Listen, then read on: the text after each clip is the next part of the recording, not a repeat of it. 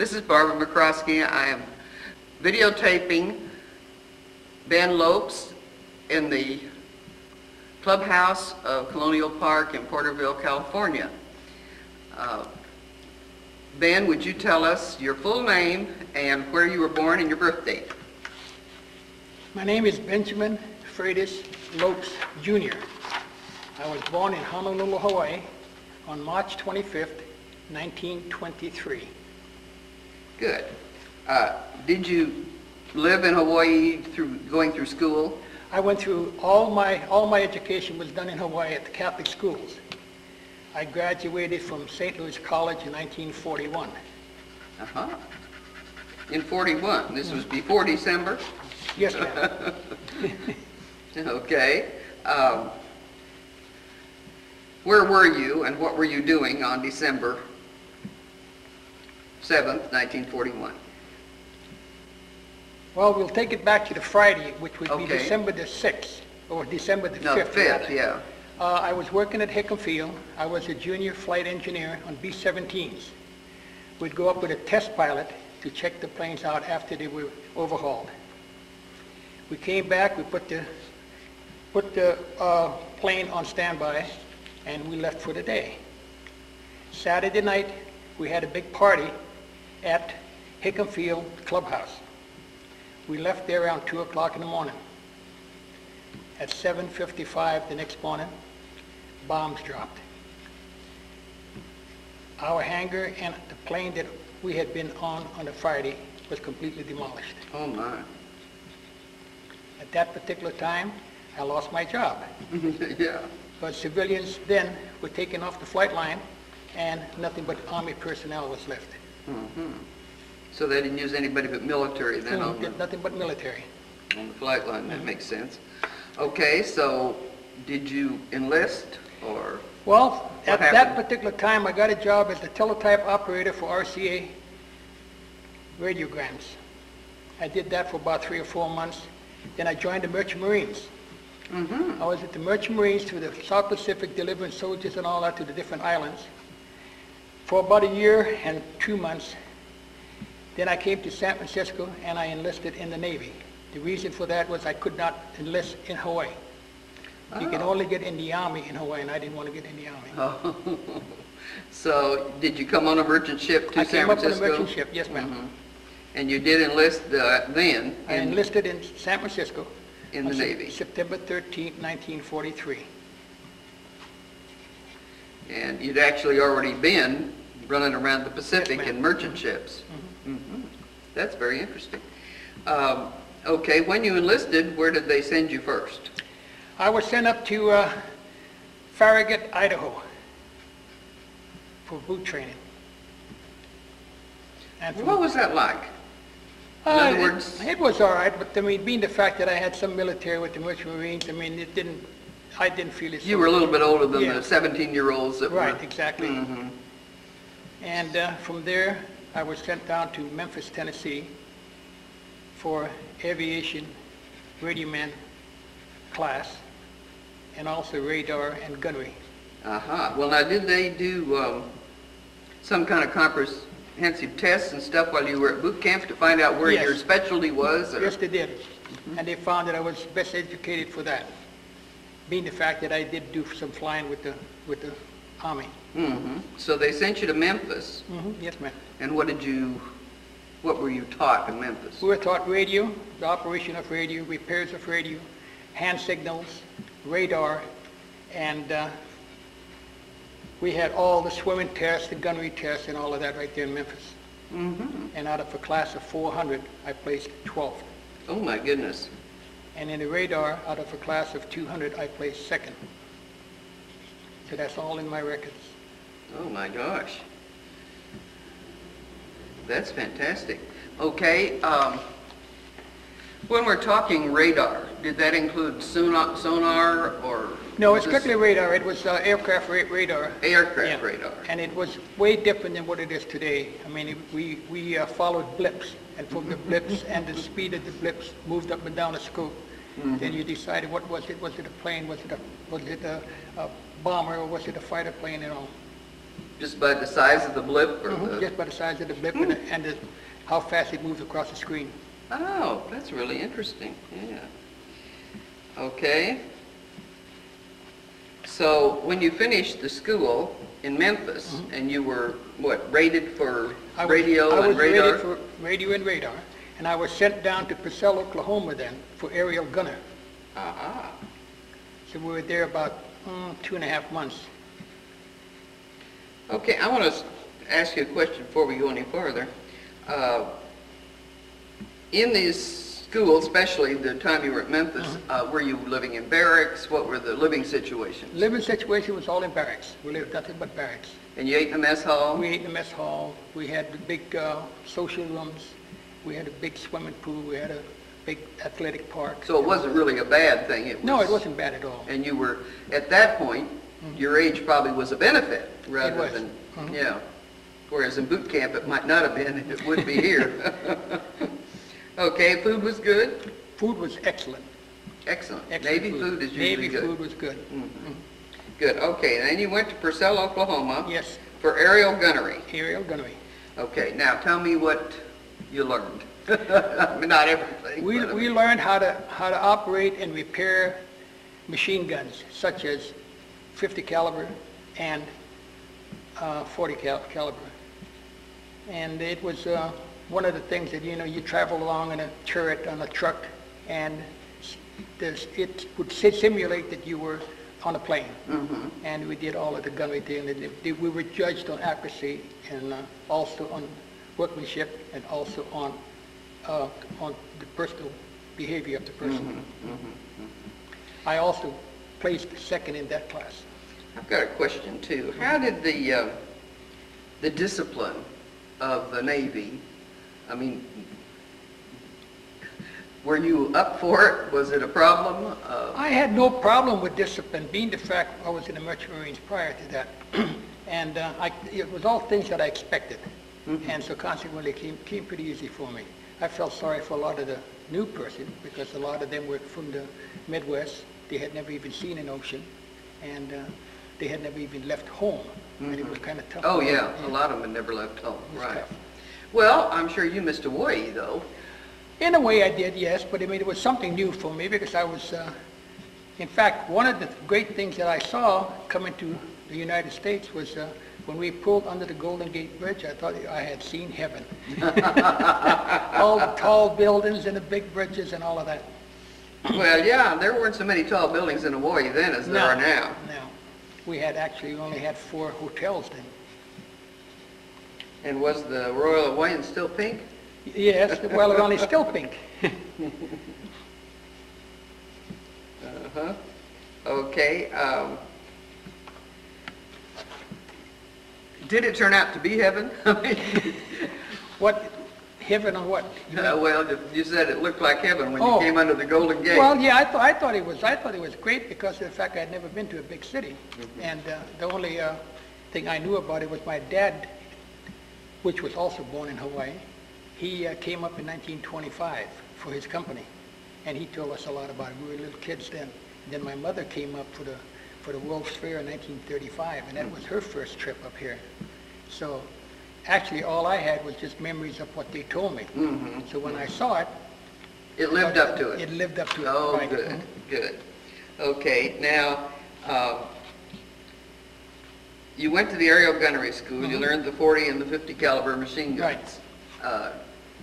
Did they make you take them apart in the dark or do anything that was different? Yeah, we had to do it blindfolded. We had to do it, with looking at it first and then blindfolded, and they'd mismatch the guns, and you had to find a proper. Make sure everything went together. Went together right. Good. Okay, how long were you approximately there at the aerial gunnery school? Just about 2 months. 2 months. And then where? Then I was transferred down for operations training down at Miami, Florida. Oh, well, you got to see the United States, didn't you? I did. I was stationed at the Opelika Air Force Base. And I was being trained then for dive bombers, SBDs. Trained for dive bombers, huh? Training was 6 weeks. Was this for gunnery in the... For gunnery and radio. We also had some flight instructions then. Aha. And they did give you some flight instruction? Yes, ma'am. Because it was a two-seater, and there were controls on both sides, front and back. And if something happened to the pilot, Right. you'd have to be able to fly it. That's exciting. Okay, how long was this training, approximately? That training was approximately 6 weeks. And did you like it? Oh, I enjoyed it. I enjoyed it a lot. Yeah. Most people who fly love it. Yeah, I enjoyed it, every bit of it. I thought Miami was one of the premier cities that I ever been to. I understand it's quite different today. Yeah, I think But it I mean, is. it really was a nice. It was town. beautiful then. Yeah. Okay, and were you assigned then to a ship or to something? Well, we then had what we called 20-day leave outside the train before we went overseas. And I wanted to get back to Hawaii, and there was no way I could get back to Hawaii during the wartime unless I hitchhiked. So I was able to hitchhike on Army transport planes. The space available. Right, space available. I traveled all the way from Miami to Hawaii and back. Oh, wow. On Army planes? So you got to land at Hickam? Right. Landed at Hickam, Hamilton Air Force Base, one in Phoenix, and down at, I believe it was Tulsa, Oklahoma that we landed to. So you did get home for your leave? I did get home, and I spent 10 days at home. Wow, that's great. And then I hitchhiked all the way back. You hitched rides. I don't think you hitchhiked across the ocean. Right. You hitched space available rides. Yeah. At that time, I guess the largest planes were C-54s. No C-17s then? Well, they had 17s, but I mean, the planes that carried passengers for the service was a C-54. So that's really what most of your space available was Right. in. But you did get back to Florida. I did get back. Okay, now, what did you tell them when you were home? I'm curious to know. I mean, Well, I told my parents and all about the training that we had and what I was to expect when I would go overseas. And that's about it. I mean, it was... You didn't really know where you were going No, or I had anything no yet, idea so where I you was just, going, right. you knew you were going to go overseas. Yeah. I didn't know whether it would be the Pacific or the Atlantic. Well, I'm sure they were very proud of you at that point. When you came back to Florida, what did you do? Well, we mustered in Florida, then we all got a transport, and we came to Alameda, California, Oh, my. and took a ship then. Okay, now you say that real easy. Did you go through the canal? No, we flew all the way to... Oh, you got an aircraft transport. Oh, And then we took a ship then from Alameda all the way to Honolulu. Aha. Okay, you Then I remember the was- ship? Pardon? Do you remember the name of the ship or the No, number? it was just a transport ship. I Transport. don't remember it. But you took the ship then to Honolulu? Right. Now, then I was stationed at Barbers Point. Oh, okay. You know what that is? And what did you do at Barbers Point? Here you're back home. Right. At Barbers Point, we had a change of revenue because they were not needing dive bombers. They needed torpedo bombers. So all personnel then were transferred to torpedo bombers. So I was then sent out on the USS Breton, B-R-E-T-O-N, Breton, with Air Group 46. We were sent out to the Pacific. Okay. Air Group 46? And you went to the We went South Pacific? Or? The South Pacific to the Admiralty Islands, and we were stationed in the airfield on Ponam Island, P-O-N-A-M. P-O-N. Now, you found one I've never even heard of. Yeah, it's just a small little island. It's all it had on it was the airstrip and barracks. That's all they had. That's a good reason why I haven't heard of it. Okay. And what was your assignment there? Well, it was flying every day, getting practice with the bomb sight, the northern bomb sight and all of that. The Norton bomb sight? Yes, ma'am. And we were waiting for our ship. We were supposed to go aboard the USS Princeton. And we got word that the Princeton was sunk in the inland sea of China. Mm-hmm. So then they made a call to Pearl Harbor and they brought out the Cowpens, USS Cowpens. And we went aboard her. Now, tell me how that's spelled.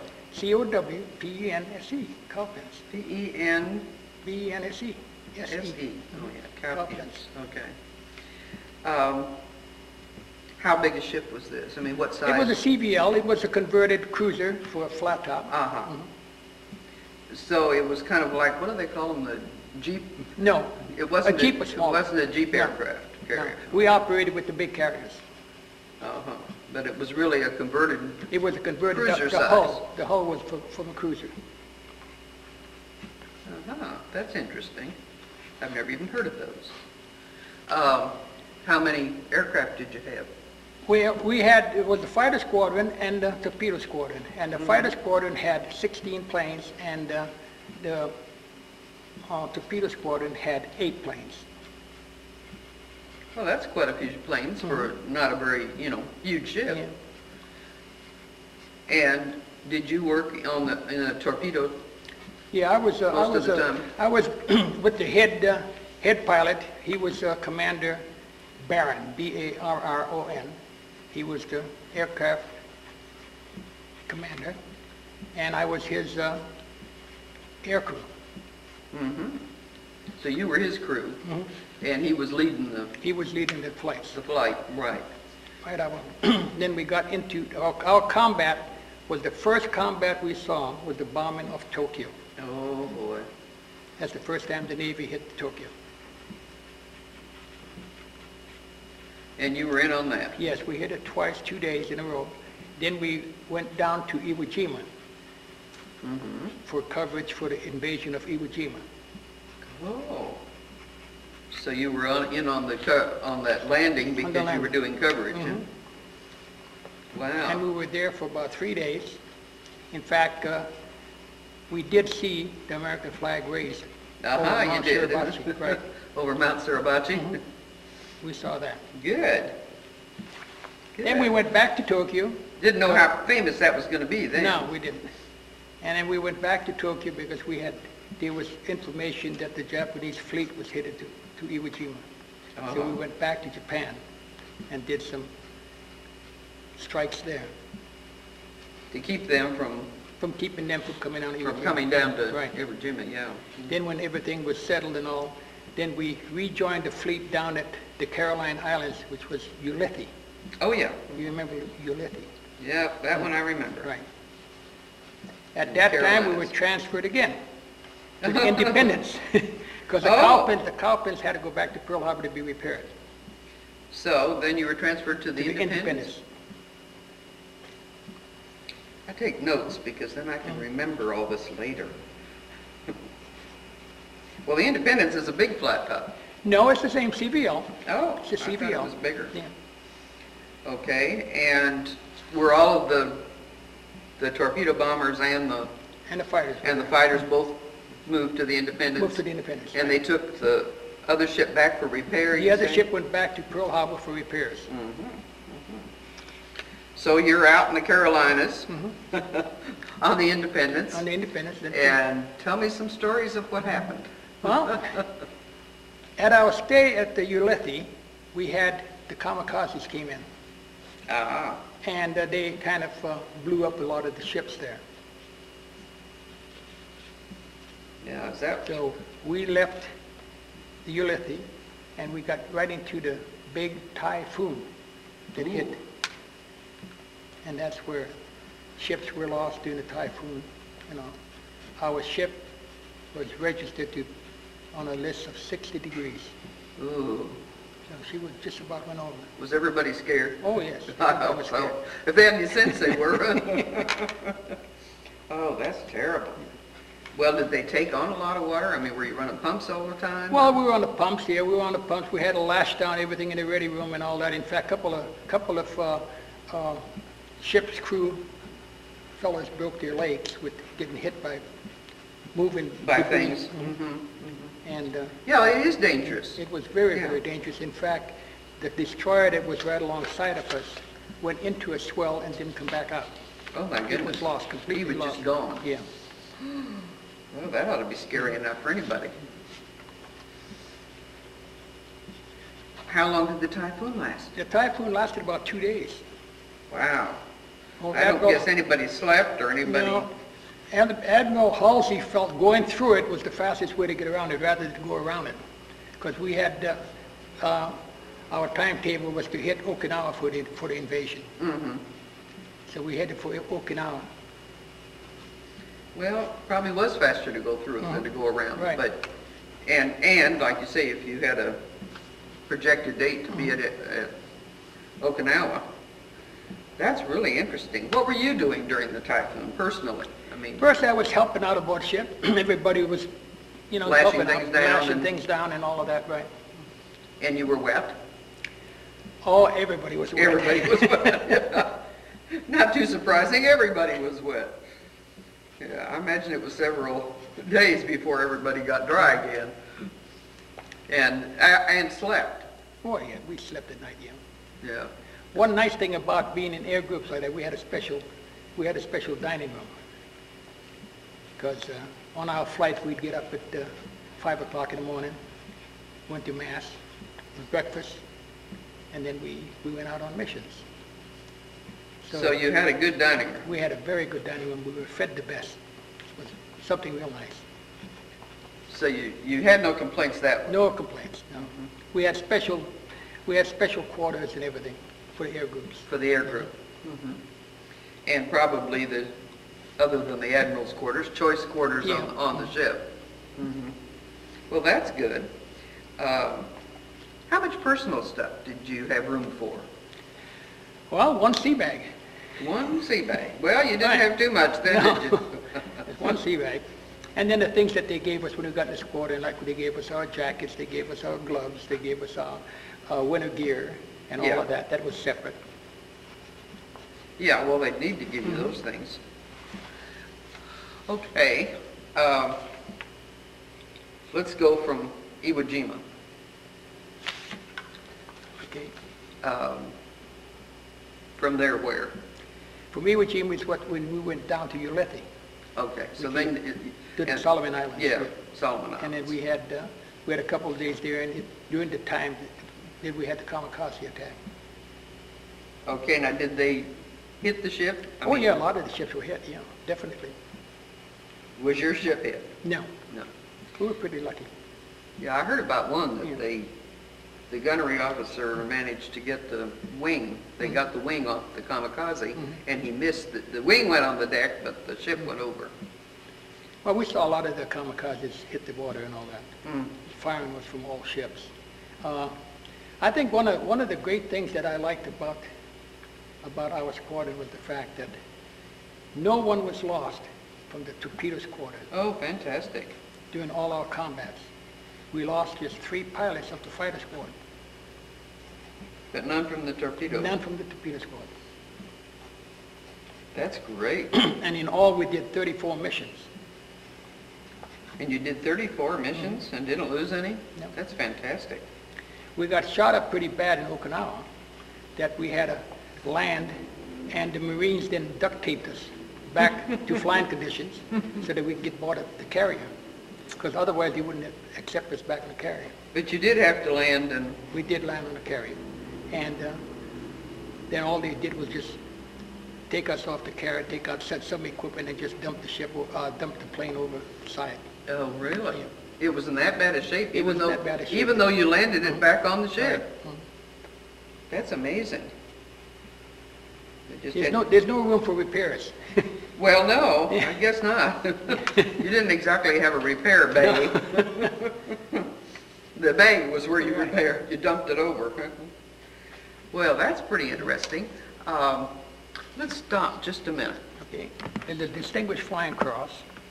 There's an air medal with a couple of gold stars for second and third air medal.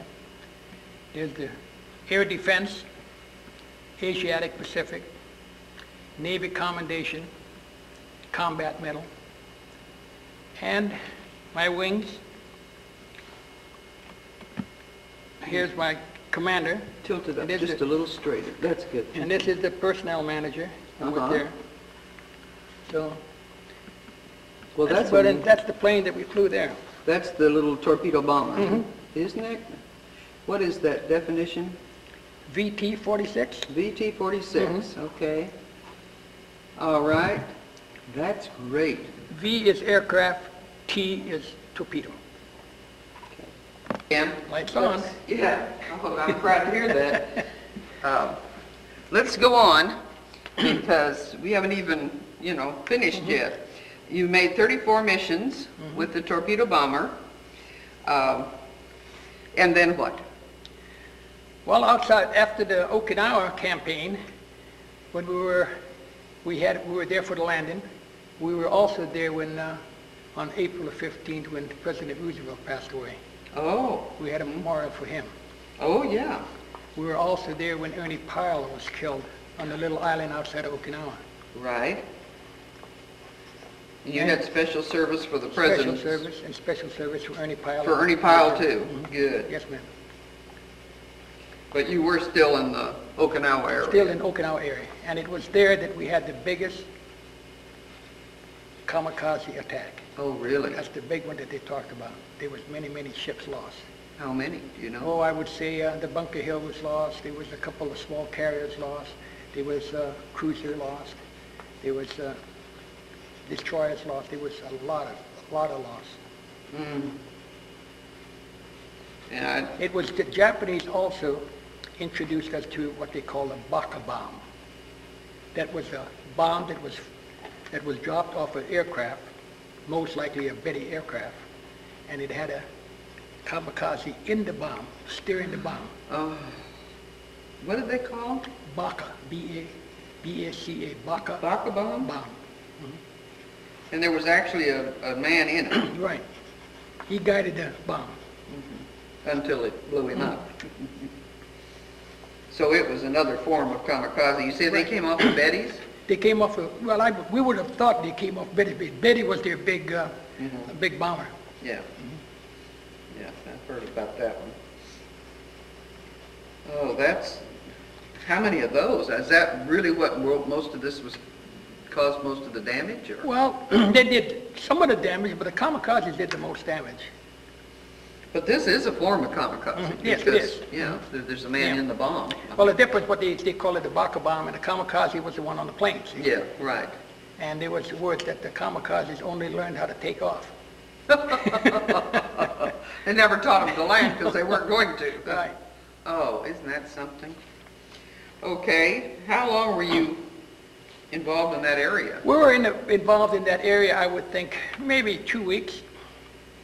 And then we'd go And out. busy, Right, 2 and we'd weeks. go out and get refueled and all of that and come back again, for other strikes. By refueled, you mean the ship or The ship. also fuel The for ship. the aircraft? The ships, we would meet the tankers and all that out in open sea, and we'd get refueled and replenished on food and all. Get fresh veggies and all that sort of thing? Yes, ma'am. And so in all, how long were you probably in that area? I would say in that area probably about a month, and then before we left the area, we were destined to Hiroshima.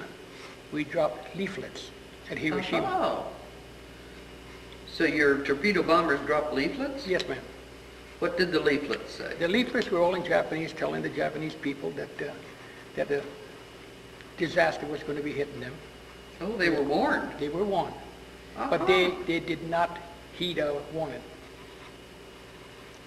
They didn't pay any attention No, to it. but when it came to Nagasaki, they did pay attention to it. Oh, they did? Right. Did you drop leaflets there No, too? it was another air group that did that. Oh, but you did drop them on Hiroshima? Hiroshima. And they didn't pay any attention and they didn't pay were any warned? attention to it. Isn't that Yeah. strange? Right. If you could get over there to drop leaflets, they ought to understand you could get there to drop other Oh, things. definitely, yeah. Now, in going into a place like that, was there a lot of anti-aircraft? Was Oh, there- yeah, mostly anti-aircraft, because the Air Force, the Japanese Air Force was completely shot down. We had no more problems with them. But it was strictly anti-aircraft then. Uh-huh. But not the Japanese No. Air Force. That's interesting. And that was how long before the bomb was dropped? If I can remember the dates, let me see.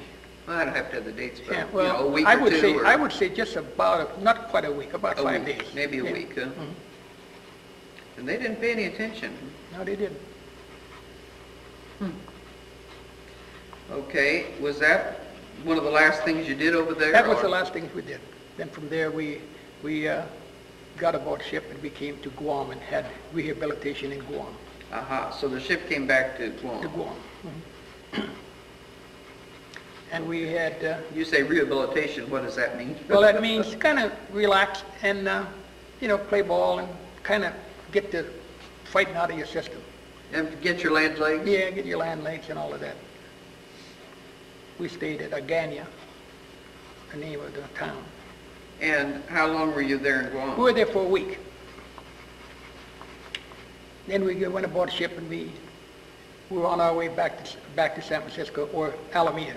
Mm-hmm. And being that I was from Hawaii, the skipper was nice enough that I took leave of when the ship pulled into Pearl Harbor. I took leave then.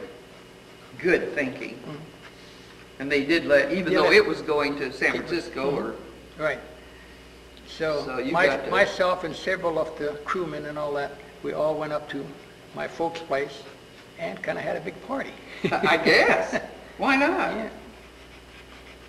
Okay, but you got off the ship in Hawaii. I got off the ship in Hawaii. And did you grow up in Honolulu? I mean, is that where your folks live? Yes, in In Honolulu. Honolulu? Mhm. Okay. I mean, I know there's lots of other Yeah. places in Hawaii besides Honolulu. So you had a big party. You took some of the guys from the Yeah, ship? from the ship. From the squadron, we all went up to my place, to my dad's place, actually. And we had a party there and kind of relaxed.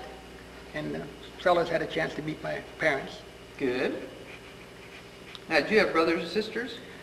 Yeah, I had 2 brothers, no sisters, just 2 brothers, one older and one younger. Were they in the service or? The older one worked at Pearl Harbor. He didn't get into the service because he was married. But the younger one joined the Army and he was MP here at Camp Roberts in California. Right here in California. That's interesting. Okay. Now, did you get out of the service? I mean, you were home visiting. And Well, you I just- was home visiting. Then I had to visit back to the squadron Mhm. in San Diego.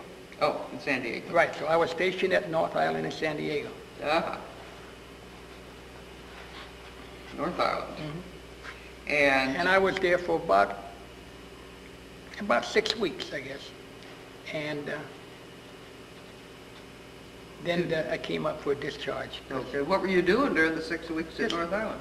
Just living waiting? there, just waiting. Just waiting. Mhm. Yeah, because I was scheduled to go to what they call night fighter school in Oklahoma, Clinton, Oklahoma. But because the war was over, they weren't sure whether they needed to open the school or not. Mhm. So all I did was just stand around. Then when my Distinguished Flying Cross came through, that gave me enough points to get out of the service. Aha. So I got out of the service. So then. that gave you your points, Mhm. yeah. Okay, did you get out there in San Diego? I got out in Camp Shoemaker and outside of Hayward, California. Oh, that's a new one. Then I was able to bum a ride out of San Francisco on a hospital ship, Navy hospital ship, to go back to Honolulu. So that was nice. It was Well, you learned how to get those space available rides. see? right. That's good. I mean, I know a man that travels the world on those. Well, it was kind of funny, you know. Here I am, you say combat veteran aboard ship, and my table was the captain's table. They were the captain, and I was the only combat band. All the rest was recruits, you know, Mhm. aboard the ship. And it was a nice trip back, 5 days trip. You know. Oh, wow. It was nice. Yeah. And no mines or anything to worry about. No, nothing to worry about. The war was over. And I assume you were still single at this time. Yes, I was still single. Okay. And you didn't opt to stay in the reserve or? Yes, I was in the reserves till 1951. Oh. Yes, Till 51? till 51. And you didn't get called to Korea? No, Well, weren't you fortunate? because I was married then. Uh-huh. See, By I- then you were married. yeah, I was Okay. married. We do like to get that in. Tell us when you got married. I got married on November the 9th, which is a couple days from now, Mm-hmm. 1946. 1946. I got out of the service on November 22nd, 1945. Okay, give us your wife's name. My wife's name is Virginia. Okay. She was a tourist. I was going to say, how did you meet her? She was originally from Oregon, California, and she was down to Hawaii as a tourist. But she was from Oregon. Yes, ma'am. Ah. Okay, and you have now how many children? 7 children. 7 children. Would you like to just run their names by me?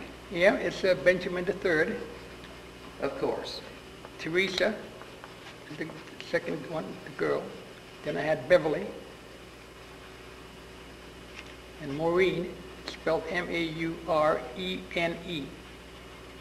Okay. And Timothy, Kelly, Ah, there's a good Irish name. and Jennifer. And don't list them all, but how many grandkids? 17 grandkids 17. and 4 great-grandkids. Ah, now that's even better. 4 great-grands. Okay. And what did you do when you got out of the service? When I got out of the service, I was steeplejack. Steeplejack, Yeah. fantastic. We were putting up radio towers in Honolulu. My uncle had the contract, and I worked for him.